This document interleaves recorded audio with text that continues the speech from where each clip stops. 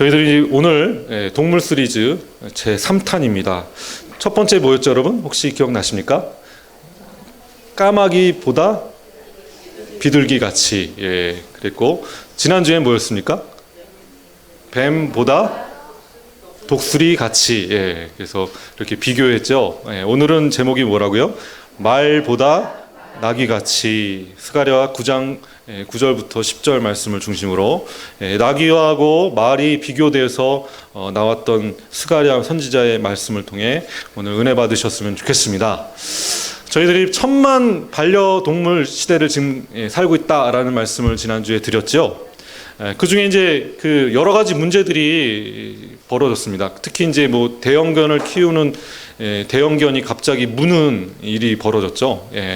그런 또 동영상이 돌면서 대형견의 입마개를 꼭 해야 된다, 뭐 이런 주장도 있었고, 또 여러 가지 문제 중에 큰 문제 중에 하나가 바로 이 장래에 관한 문제입니다. 이 1000만 반려견이 장래를 어떻게 치러야 되는지, 이게 이제 큰 문제가 돼버렸죠.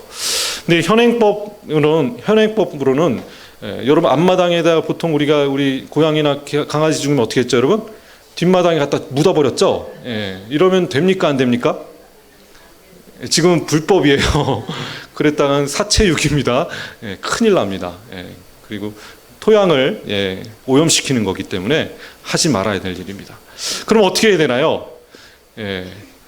두 가지, 총 3가지 방법이 있다고 하더라고요. 동물병원에서 뭐 안락사했을 경우나 그랬을 경우엔 동물병원에서 의료 폐기물로 뭐 주사기나 뭐 이런 그 의료 폐기물들과 함께 봉투에 담아서 버려져서 소각 처리하는 것. 그리고 여러분 일반 재활용 쓰레기 봉투 있죠? 거기다가 담아가지고 다른 쓰레기하고 같이 넣어서 갖다 버리는 것. 그리고 마지막 방법은 뭘까요? 멋지게 장례식을 치러주는 거죠. 그래서 보통 그 장례를 치르는데 한 100만 원이 넘게 든다고 합니다. 이 화장 비용부터 시작해가지고 이게 지금 국가에서 지원을 전혀 안 하기 때문에 100만 원의 장례 비용, 화장 비용을 들이면서 전문 업체에게 화장을 맡기는 것. 그 해외는 어떻게 하는지 참 모르겠어요. 해외는 이 장례 문화를 잘 한다고 하더라고요. 또 화장도 그 동물들 화장을 잘 시키는 그런 장례 업체들이 곳곳에 있다고, 싸게 할 수 있다고 합니다. 근데 우리나라는 이게 너무 고가고 또 그거마저도 사실 불법이기 때문에, 사체를 태우는 거에 대해서 불법이기 때문에 굉장히 그 엄한 법들이, 새로운 법들이 좀 필요할 때인 것 같다는 생각이 듭니다.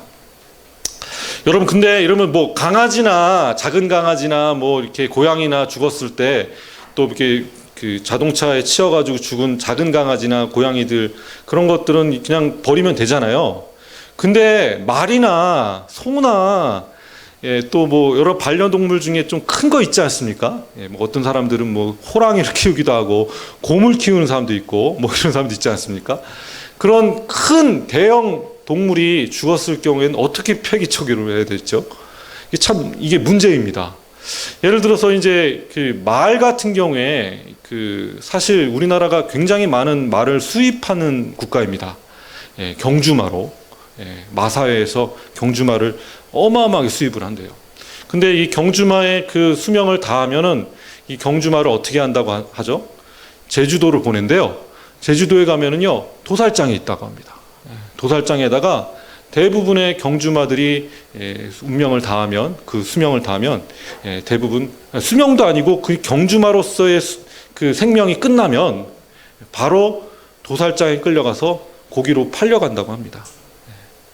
그래서 그 뭐 어떤 단체에서 이 말 그 도살하는 장면을 몰래 찍어가지고, 우리나라 참 잔인한 나라다, 어떻게 말을 저렇게 도살할 수 있느냐, 뭐 이런 동영상이 돌기도 했지요. 그래서 뭐 이런 너무 큰 대형 동물을 폐기 처분하는데 참 힘들었죠. 여러분, 예전에는 어떻게 했을까요? 이런 경우엔 만약 그 말이나 그런 것들이 죽으면은 잡아먹기도 했지만, 식량으로 쓰기도 했지만, 그냥 밖에다 내버려두면 독수리들이 날라와서 공중의 새들이 먹잇감이 돼서 그들을 먹었기 때문에 전혀 문제가 없었습니다. 자, 우리가 이 사체를 처리하는데 뭔가 지혜가 필요하고 또 새로운 법이 필요하다는 것을 알게 되었습니다. 그래서 빨리 조속히 좀 이런 법들이 만들어졌으면 좋겠다는 생각이 듭니다. 여러분, 말은요, 오늘 말과 낙이 좀 대형 동물이죠. 우리가 반려동물 중에 말 키우는 분 혹시 있으십니까? 말 키운다 그러면 여러분 부자예요, 아니에요? 상당히 부자입니다. 그죠? 미국에서도 말 키운다 그러면 얼마나 부자예요? 상당한 부자입니다. 그죠? 말 그리고 뭐 나귀는 사실 그 당시에 서민적인 동물이었죠. 근데 말을 키운다는 것은 특히 사냥을 위해서 또 전쟁을 위해서 사용했던 동물이기 때문에 그걸 말을 또 키워서 사료값이 얼마나 드는지 아십니까? 어마어마한 사료값이 들어요. 건초를 뭐 하는 것들도 굉장히 많이 사료값이 들기 때문에 키우기가 참 힘듭니다. 그래서 대부분의 그 마사에서 1,500마리 정도가 한 해에 경주마의 그 수명을 다해서 폐기 처분되는데 도살장에 끌려가는데 1,500마리가 그렇게 매번 폐기 처분된다고 합니다. 이걸 어떻게 처리해야 되는지 되게 굉장히 고민한다고 하죠. 왜냐하면 처분 안 하면 어떻게 되죠? 먹여 살려야 되거든요. 계속 관리를 해줘야 돼요. 관리 비용이 어마어마하게 들기 때문에 처분을 할 수밖에 없는 것이죠. 여러분, 이 말은요, 농업과 운송을 위한 수단이 아니라 오늘 가축으로서의 수단이 아니라 사냥과 전쟁을 상징하는 동물로 성경은 기록되어 있습니다. 이 나라에 말이 많다, 병거가 많다, 그것은 곧 우리나라의 국방이 튼튼하다라는 뜻이죠. 여러분, 말을 키운다는 것은, 말을 소유한다는 것은 방어를 위해서 하는 것이 아니라 전쟁의 침략을 위해서 사용되었습니다. 여러분, 말이 여러분 왜 필요하다고요? 방어를 위해서 하는 것이 아니라 어떤 나라를 침공하기 위해서 필요하다는 거죠. 지금으로 치면은 국방력 중에 아마 전투기나 미사일, 그러니까 뒤에서 급습해가지고 습격해가지고 뒤를 칠 수 있는, 공중에서 폭탄을 떨어뜨릴 수 있는, 미사일 쏴가지고 어느 뒤쪽을 공략할 수 있는. 여러분, 말은요 굉장히 신속했어요. 그 당시 기껏해야 뭐 전화기가 있어가지고 전쟁 났어요라고 이렇게 얘기할 수 있는 상황이 아니잖아요. 그래서 빨리 전쟁 났다라는 것을 빨리 알리는 것이 중요했어요. 근데 말이 먼저 가버리면, 말이 먼저 가서 전쟁 났다라는 소식을 도달하기 전에 그것을 침략한다면 아예 무방비 상태에서 그냥 성이 점령당하는 것이었습니다. 그래서 공성전을 위해서는 이 말이 필수였다는 것이죠. 성을 점령하기 위해서 뭐가 필요했다고요? 말이 필요했다는 것을 알게 됩니다. 여러분, 말은요 이렇게 전쟁을 상징합니다. 성경에 이 말이 나온 구절들이 많은데 대부분의 구절들이 전쟁과 교만에 관한 상징으로 말이 사용되었습니다. 여러분, 말은요 히브리어로 우리 같이 한번 따라해 볼까요? 스스. 히브리어로 뭐라고요? 스스라고 합니다. 이 뜻은 뭐냐면 껑충 뛰다라는 뜻이라고 합니다. 껑충 뛰다. 이 말을 타려면 여러분 힘들어요, 안 힘들어요?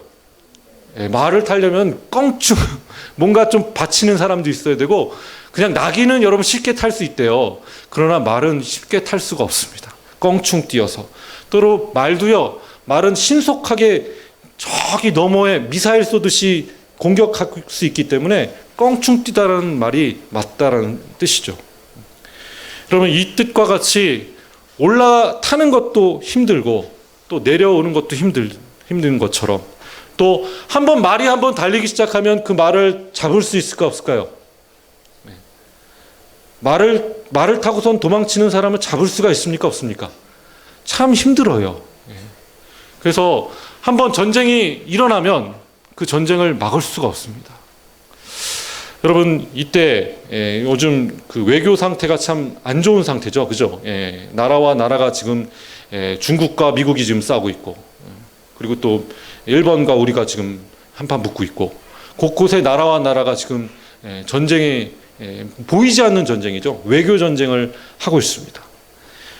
여러분, 이 전쟁은요, 한번 발발하면요, 개인, 가정, 학교, 그리고 사회 모든 것이 다 파괴됩니다. 경제만 파괴되는 것이 아니라 가정도 파괴되고 학교도 파괴되고 교회도 파괴되고 곳곳이 파괴된다는 것을 여러분 기억하셨으면 좋겠습니다. 아멘.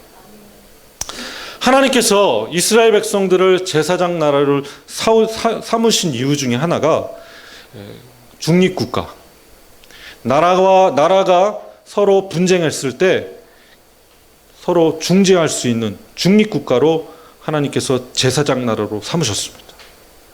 국가가 국가 사이에 분쟁이 있을 때 그거에 대해서 판결을 해줄 수 있는 그런 역할로 이스라엘이라는 귀한 나라를 제사장 나라 만드신 것이죠. 그런 제사장 나라가 말을 만들고 병거를 만들고 병마를 만들고 미사일을 쏘고 여러분 핵무기를 무장하고 이러면 됩니까? 안 됩니까? 안 됩니다. 여러분, 국가와 국가 사이의 평화를 위해서 하나님의 귀한 제사장 나라를 이스라엘 백성으로 삼으셨던 것처럼 오늘 이 나라가 그렇게 평화의 도구로 쓰임받게 해달라고 여러분 기도하시는 저와 여러분 되시기를 주님의 이름으로 축원합니다. 아멘. 아멘. 우리 옆에 있는 분들한테 한번 고백합시다. 전쟁하지 맙시다. 전쟁하지 맙시다. 예, 이렇게 별로 안 하시네요. 전쟁하지 맙시다. 예, 전쟁하지 마십시오. 여러분, 말은요 전쟁을 상징하기도 하면서 교만을 상징합니다. 여러분, 애굽의 병마를 하나님께서 물로 덮으셔서 홍해를 덮으셔서 그들을 죽이셨죠. 멸하셨죠. 멸하신 것은 곧 여호와 하나님이 진정한 하나님이심을 증명하기 위해서 그 일을 하셨다라고 성경은 기록하고 있습니다. 여러분, 말은요 교만을 상징해요. 파라오의 교만, 왕들의 교만, 세상 왕들의 교만을 상징하는 것이죠. 유대인들에게 말은요 우월감과 교만을 상징하는 동물이었습니다. 왕은 보통 우리가 왕이라고 하는데 이 왕들이 그때는 다 왕정 체제였지 않습니까? 주변 국가들이 다 왕정 체제였을 때 하나님께서 이스라엘 백성이 왕이 세워졌을 때에 어떻게 해야 된다라는 것을 신명기 17장에 모세의 설교를 통해서 지침을 말씀해 주셨죠. 우리 같이 한번 신명기 17장 14절 15절 말씀 함께 읽도록 하겠습니다. 우리 같이 한번 큰 소리 읽겠습니다. 시작. 내가 내 하나님 여호와께서 내게 주시는 땅에 이르러 그 땅을 차지하고 거주할 때에 만일 우리도 우리 주위의 모든 민족들 같이 우리 위에 왕을 세워야겠다는 생각이 나거든. 너희들이 지금 14절에 보니까 왕이 필요 없지만 혹시나 너희들 가운데 왕을 세우겠다는 생각이 나거든 이렇게 해라. 첫 번째 조건이죠. 우리 15절 말씀 함께 읽겠습니다. 시작. 반드시 내 하나님 여호와께서 택하신 자를 내 위에 왕으로 세울 것이며 내 위에 왕을 세우려면 내 형제 중에서 한 사람을 살 것이라. 그렇지요. 내 형제 아닌 타국인을 내 위에 세우지 말 것이며. 첫 번째 조건은 왕을 세우는데 그 왕을 세우는 사람을 반드시 하나님 택하신 사람이어야 된다. 하나님이 택하신 사람이 아니라 우리가 택한 사람을 세우면 안 된다. 그리고 그 사람은 반드시 이스라엘 백성이어야죠. 그 나라 백성이어야 됩니다. 그 나라 백성이 아닌 딴 나라 백성이면 됩니까? 안 됩니까? 헤롯 왕같이 에돔족이면 됩니까? 안 됩니까? 안 됩니다. 형제 아닌 타국인을 내 위에 세우지 마라라고 조건을 내세웠죠. 그리고 그 세워진 왕이 반드시 해야 될 지침에 대해서 16절, 17절에 나오고 있습니다. 16절, 17절 함께 읽겠습니다. 시작. 그는 병마를 많이 두지 말 것이요 병마를 많이 얻으려면 그 백성을 애굽으로 돌아가지 하지 말 것이니 이는 여호와께서 너희들에게 이르시기를 너희가 이후에는 그 길로 다시 돌아가지 말 것이라 하셨음이며 그에게 아내를 많이 두어 그의 마음이 미혹되게 하지 말 것이며 자기를 위하여 은금을 많이 쌓지 말 것이니라. 아멘. 첫 번째 왕이 해야 될 지침은 첫 번째 말을 많이 소유하지 말라고 얘기하고 있습니다. 두 번째는 뭐죠? 아내를 많이 두지 말아라. 세 번째는 뭐죠? 은금을 많이 쌓아두지 말아라. 축적하지 말아라. 왕이 이 세 가지를 포기한다는 게 얼마나 어려운지 아십니까? 사실 굉장히 어렵죠. 근데 그 일을 실천했던 사람이 다윗 왕이었습니다. 사울 왕은 그렇지 못했어요. 근데 다윗 왕은 이것을 실천하였습니다. 말씀을 듣고 실천하였어요. 그 한 예로 소바 왕을 쳐서 1,700명의 병마, 말을 1,700개 피를 말을 잡았어요. 사로잡았어요. 여러분, 이 1,700면 충분히 제국을 만들 수가 있습니다. 다른 나라 다 정복할 수 있어요. 그런 어마무시한 그 말들을 다 어떻게 했냐면 100마리만 남겨놓고 다 그 힘의 발 힘줄을 다 끊어버렸어요. 아예 쓰지 않고 그냥 죽이진 않고 말들을 어떻게 했다고요? 발 힘줄을 끊어버렸어요. 달리지 못하게. 여러분, 반면에 솔로몬 왕 같은 경우는요, 병거를 1,400대나 갖고 있었습니다. 병거라는 것은 여러분요, 이 장갑차와 같습니다. 지금의 탱크와 같죠. 탱크가 몇 대가 있었다고요, 여러분? 1,400대. 여러분, 그리고 곳곳에 말을 키우기 위해서 병거성을 만들어 가지고 병거를 위한 성을 만들어서 다른 나라를 점령하기 위해서 그렇게 군대를 주둔지를 만들었다는 것을 우리가 성경을 통해서 볼 수가 있습니다. 어떤 군사력을 과시하기 위해서는 여러분, 병마를 많이 가지고 있다. 저 나라는 병마를 많이 가지고 있다라고 하면 떨까요, 안 떨까요? 언제 쳐들어올지 모르기 때문에 어쩔 수 없이 주변 나라는 어떻게 되죠? 조공을 바칠 수밖에 없습니다. 여러분, 조공을 요구한다는 것, 주변 나라에게 조공을 바치게 하는 것은 제사장 나라의 그 기본 의식을 완전히 떨어뜨려 버리는 거죠. 제사장 나라를 포기하는 것입니다. 뭘 하겠다는 거예요? 제국주의를 하겠다는 것입니다. 여러분, 하나님께서 여러분 이런 제국주의들을 심판하실 줄 믿으시기 원합니다. 아멘. 하나님께서 역사 속에 보면요, 반드시 제국주의라는 나라를 심판하셨어요. 믿으십니까? 가까운 근래에는 일본 제국주의가 심판받았죠.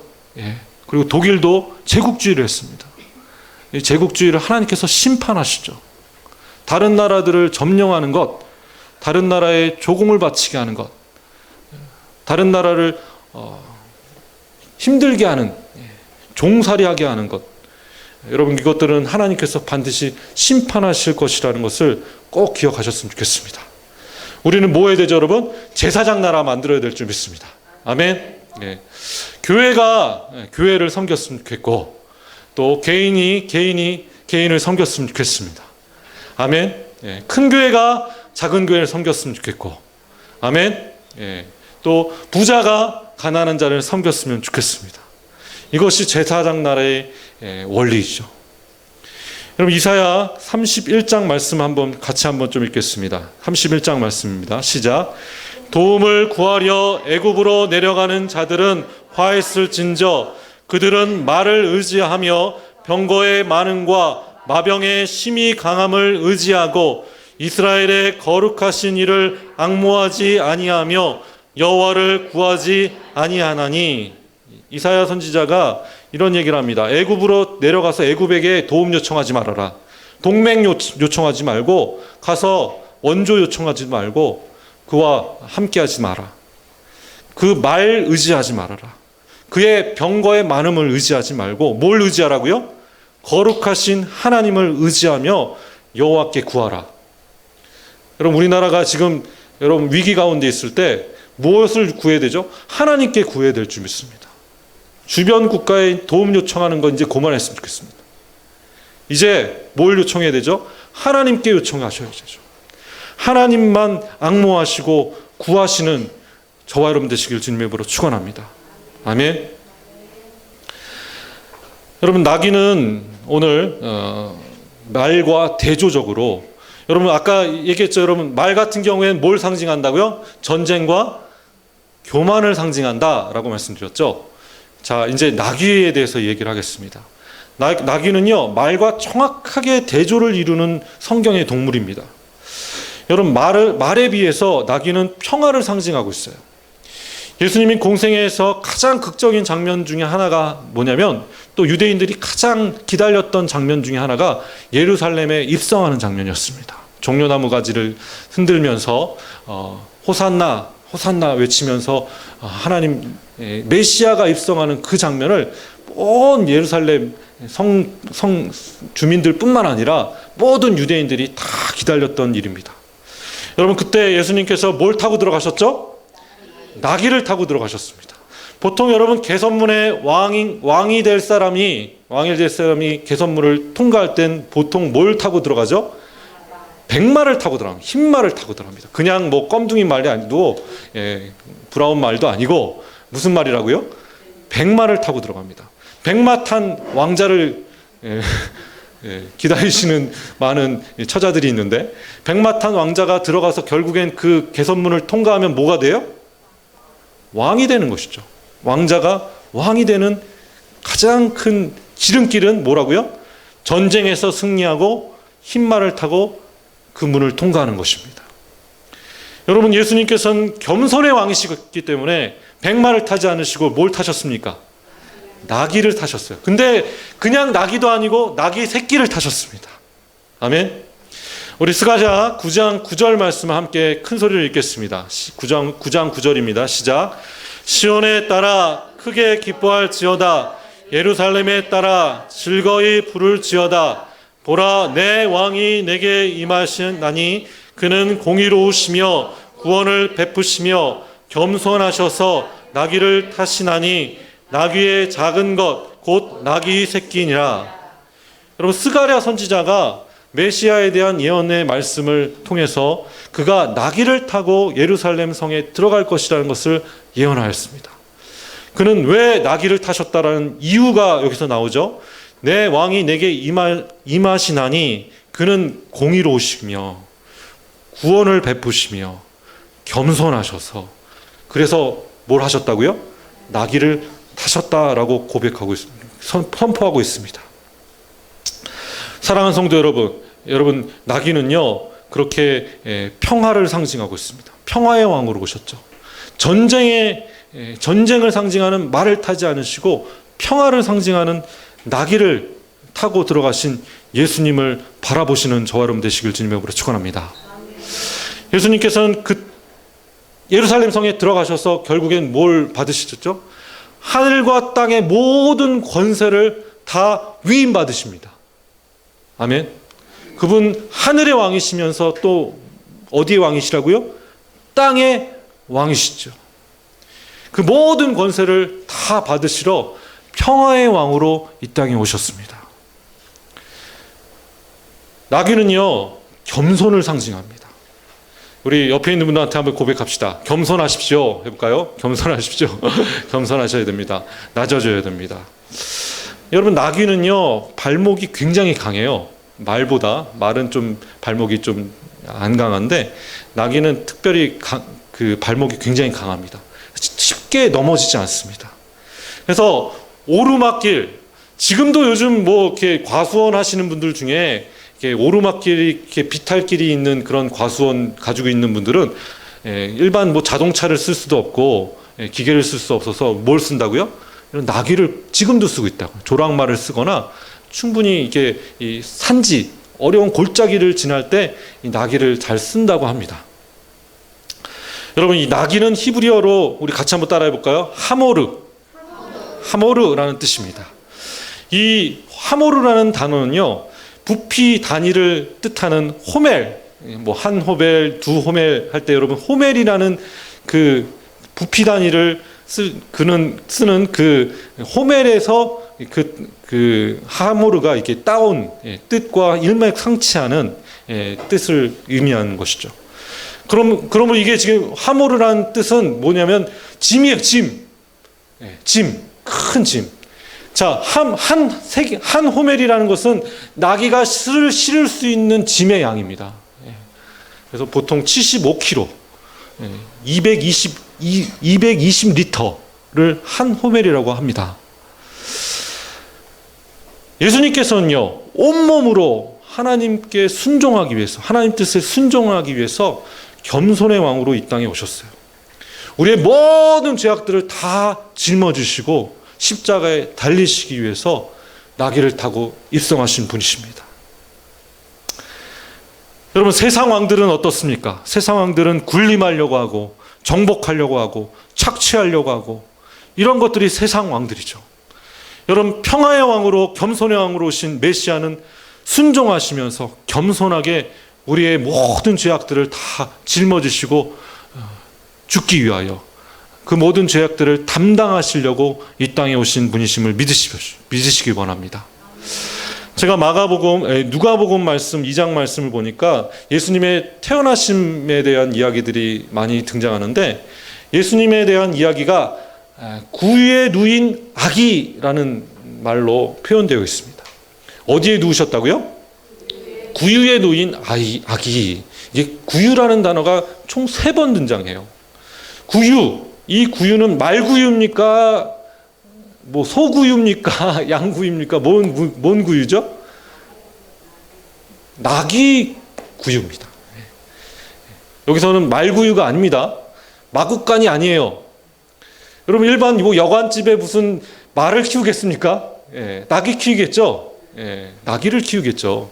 여관방에 마구간이라면 그건 나귀가 있는 곳이에요. 그 나귀의 구유에 누가 누우셨다고요? 예수 그리스도께서 누우셨습니다. 이 구유는 곧 순종을 상징해요. 순종.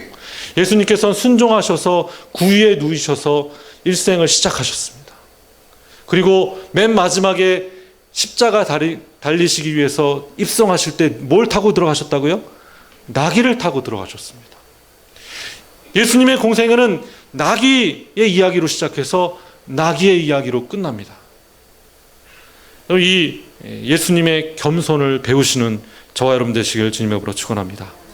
예수님처럼 겸손히 낮아지셔서 섬기시고 희생하시는 저와 여러분 되시기를 주님의 이름으로 축원합니다. 우리 스가랴 9장 10절 말씀을 같이 한번 좀 읽겠습니다. 마지막입니다. 우리 같이 한번 읽겠습니다. 시작. 내가 에브라임의 병거와 예루살렘의 말을 끊겠고 전쟁하는 활도 끊으리니 그가 이방 사람에게 화평을 전할 것이요 그의 통치는 바다에서 바다까지 이르고 유브라데 강에서 땅끝까지 이르리라. 아멘.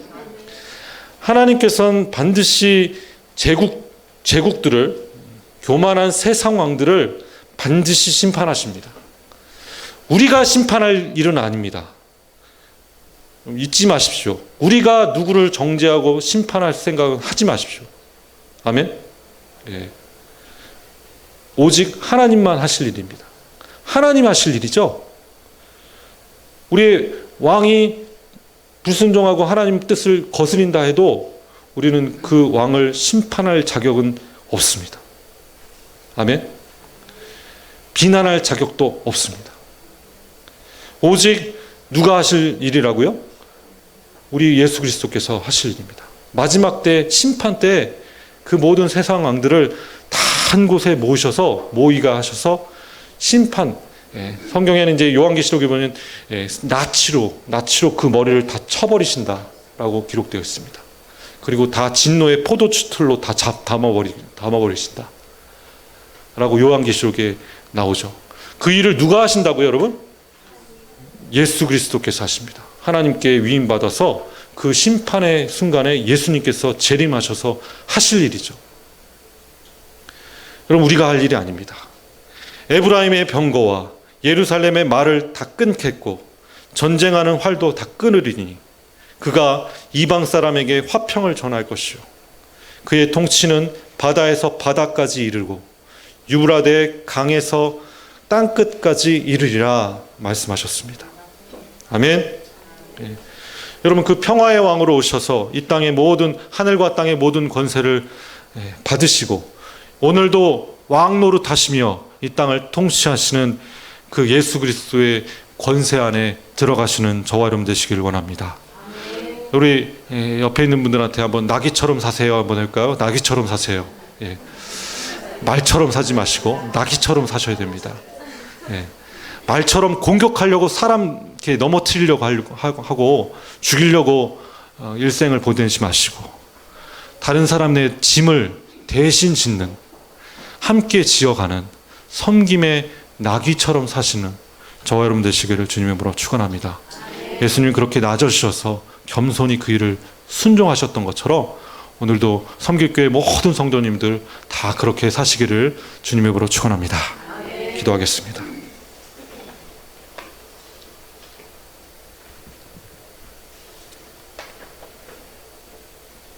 우리 들은 말씀 함께 마음속에 담고, 내가 혹시 말처럼 살았습니까? 말처럼 승리를 위해서, 정복을 위해서, 착취를 위해서 다른 사람 등쳐먹으려고, 다른 사람 넘어뜨리게 하려고, 다른 사람 공격하지 못하면 내가 넘어질 것 같아서 그렇게 세상 왕처럼 살아가지 않았습니까? 하나님, 다시 다른 사람들의 짐을 함께 지을 수 있는 나귀 같은 사람 될 수 있도록 해달라고, 다시 나귀처럼 십자가를 지시고 모든 죄들을 다 짊어지시고 십자가에 달리신 그 예수님처럼 내가 살기 원합니다. 겸손히 주를 섬기며 주의 말씀을 순종하는 하나님의 사람 될 수 있도록 도와주시옵소서. 그럴 때 저희들 고집 부리게 해주시고, 그럴 때 세상 사람들이 융통성이 없다라고 그렇게 비난할지라도, 어리석은 사람이라고 비난할지라도 하나님, 저희들 묵묵히 나귀처럼 겸손하게 그 일 감당하는 사람 되게 달라고 우리 간절히 한번 통성으로 기도하며 나가겠습니다. 우리 다 같이 도겠습니다.